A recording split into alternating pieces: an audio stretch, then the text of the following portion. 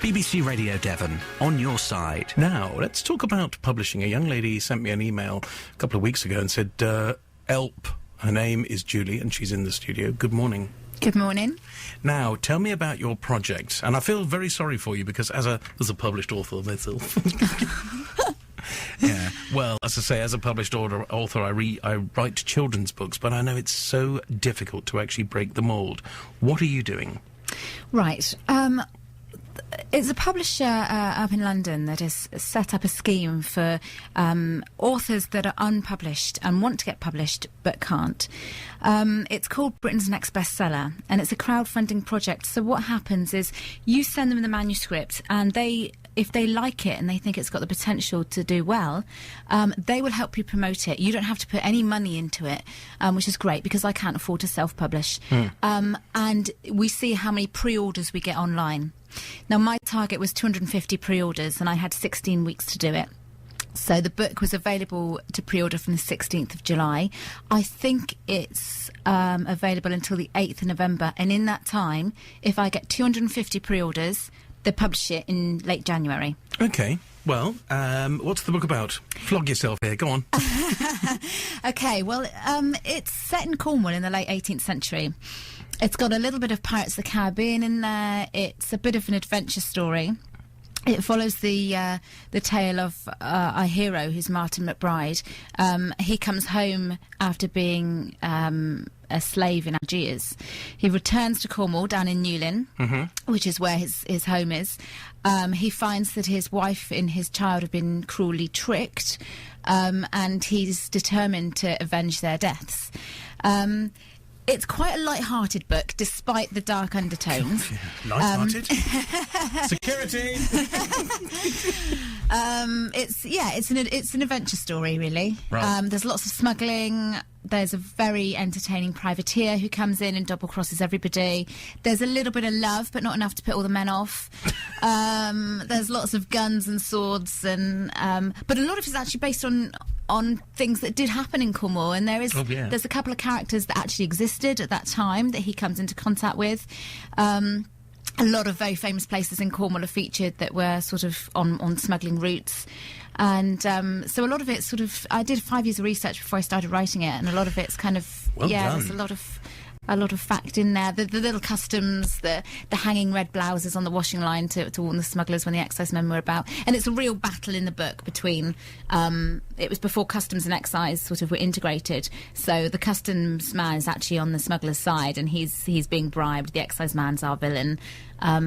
Oh, yes. You know, so... It was a very difficult period. How did you get into this? Because you are actually based in Devon. Yes, I'm in Devon. Right, and so why Cornwall? Why did you place it there? I used to go on holiday when I was a kid in Cornwall, and I remember going in museums. I remember reading all about the smugglers, what they got up to, and I think Cornwall's very famous for its smugglers and its pirates, and I think there are places in Cornwall you can go, sort of Polperro or little tiny fishing ports, sort of on the south coast, and it's very easy. You go in those little back streets, and you can imagine you're back there almost. You know, you could imagine what they got up to, and just the history that was down there. So I love Cornwall. We used to go down there sort of regularly when I was a kid. I've been back down there to promote it. I went down there and did a lot of research when I was writing it. But I think if you're going to write a smuggling story based in the southwest, Cornwall indeed probably is the place to do it. Having said that, I did research smugglers from all around Devon. So obviously Bob Elliott in Brixham, he was in my research, and the Jack Rattenbury, absolutely brilliant character up in Beer. So and I think also what caught me was what made these guys heroes, because what they were doing was breaking the law, and some of them, I know the tale of Cruel Coppinger down in Cornwall, some of them were pretty brutal guys, and you know, it makes you think what made these guys so lovable.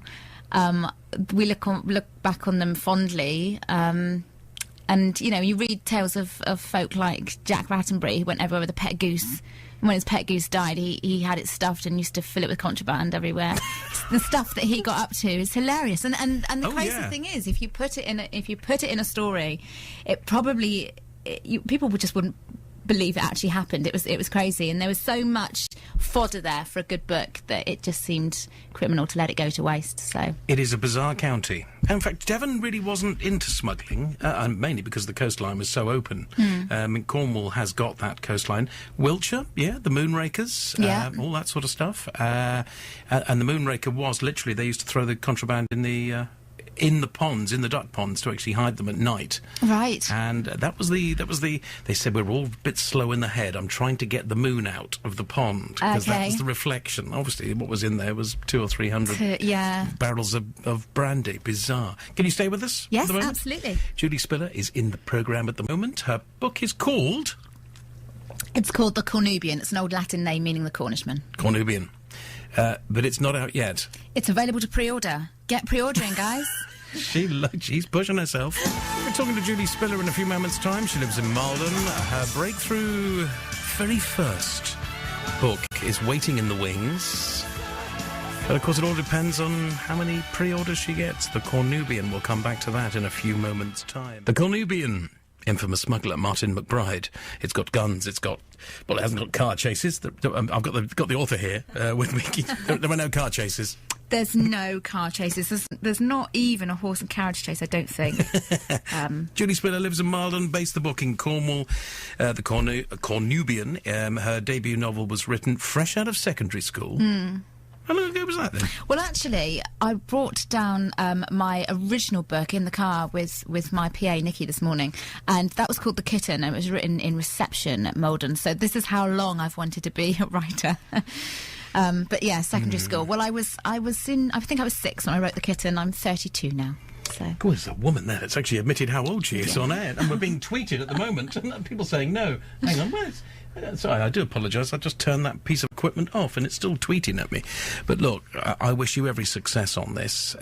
This is a blatant plug for a local author. How do we do it? How do we pre-order? Right, you need to log on to www.britain'snextbestseller.co.uk and look for The Cornubian by Julie Spiller. Okay. That's how you do it. I've got to stress that no money is taken until the target is reached. So if I don't hit 250, you don't lose anything. Oh, that's okay. That's fair. If I do hit 250, they send you the book, first edition, you get your name printed in it, and I will sign any of those 250 copies, any of them. I just hear you're certainly persuasive. I wish you every success on this, because I know how difficult it is to get a book published, and it can be pretty heartbreaking. And then along comes... J.K. Rowling, who had exactly the same problems, and now anything that she writes will be published. And I mean, J.K. Rowling's one that everyone knows about. I think that was rejected 12 times. But actually, it's not the biggie. We've got William Golding's Lord of the Fly, rejected 20 times. Gone with the Wind by Margaret Mitchell, 38 times. Beatrix Potter had to self-publish. Stephen King's Carrie, rejected 30 times. Louisa May Alcott, she was told to stick to teaching, author of Little Women. Rudyard Kipling was told he didn't know how to use the English language. Animal Farm by George Orwell, also rejected. Agatha Christie had to wait 4 years. And Dr. Seuss, the famous children's author, 27 times because it was too silly. So I'm not putting myself in their calibre, but what I'm saying is if the greats like that can get published, what hope is there? And, you know, I've been sending stuff off and it's never been opened. If the Simon Cowell of the literary world told me, you know, you're a rubbish writer, go back to being a mum, fine. But actually my stuff comes back to me unopened because I'm unsolicited. I go to an agent to try and get solicited and they say, no, we're not going to represent you because you're not published. So it's incredibly difficult to break into. I can't afford to self-publish like Beatrix Potter, and I know E.L. James, I think 50 Shades of Grey started that way, if I'm right. I think so, yeah. I can't afford to do that. I've been told, you know, if my book's worth it, people should buy it. So the difficulty is I'm asking people to go online and spend money for something they don't know. They don't know me. They don't know my writing. It's a faith buy. That's really difficult. I've been making cakes for people. I've been offering all sorts of things. I'd love to be able to sell myself on the merit of my own writing, but right now I can't do that because I'm not published and nobody's read my work. There's a small sample chapter online, but that's it. And I'm just relying on the sort of generosity of people out there to help me with this. And yeah, it's a great book. It's a brilliant book. I'm sure you'll love it. It's something that's going to suit everybody. I've just got to hope people will support me with this and help my dream come true. Julie, keep fighting. Thank you. Good luck. Thanks. BBC Radio Devon, Julie Spiller. The book is called The Cornubian.